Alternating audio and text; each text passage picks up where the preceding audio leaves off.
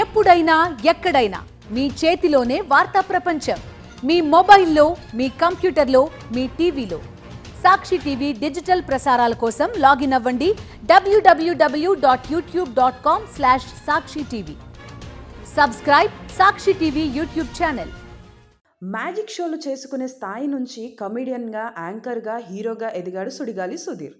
Anchor రష్మితో love ట్రాక్తో మరింత popular అయ్యాడు. మొదట్లో సినిమాల్లో చిన్న చితక పాత్రలు చేసిన సుధీర్ ప్రస్తుతం హీరోగా రాణిస్తున్నాడు. Software Sudheer, 3 monkeys, Galodu, calling సహస్ర, వాంటెడ్ పండుగాడు వంటి చిత్రాలతో అలరించాడు. ప్రస్తుతం గోట్ మూవీ చేస్తున్నాడు.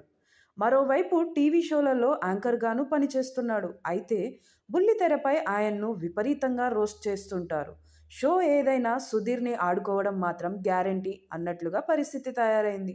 కొన్నిసార్లు నటుడిపై మితిమీరిన పంచులు వేస్తుండడం అభిమానులకు ఏమాత్రం నచ్చడం లేదు. అంతేకాదు సుధీర్ కూడా తనపై వేసే పంచులకు హట్టవడా అన్న అనుమానాలు కూడా ఉన్నాయి. డ్రామా జూనియర్స్లో పిల్లల నుంచి జడ్జి అనిల్ రావిపూడి వరకు అందరూ సుధీర్ని ఆడుకునేవారే. అనిల్ రావిపూడి గతంలో కామెడీ స్టాక్ ఎక్స్చేంజ్ షోలోనూ సుధీర్ని రోస్ట్ చేసేవాడు. దీంతో ఈ డైరెక్టర్కు తాజాగా ఓ ఇంటర్వ్యూలో సుధీర్పై ఎందుకంత కోపం అన్న ప్రశ్న ఎదురైంది. అందుకు అనిల్ రావిపూడి స్పందిస్తూ, సుధీర్ని పంచులతో ఫ్రై చేస్తుంటే నాకు జాలేస్తుంటుంది.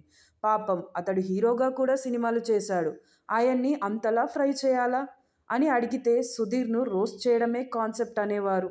షో నిర్వాహకులే అలా అన్నాక మేమేం చేస్తాం? మాకు ఇష్టం లేకపోయినా సుధీర్ని ఏదో ఒకటి అనాల్సి వస్తుంది.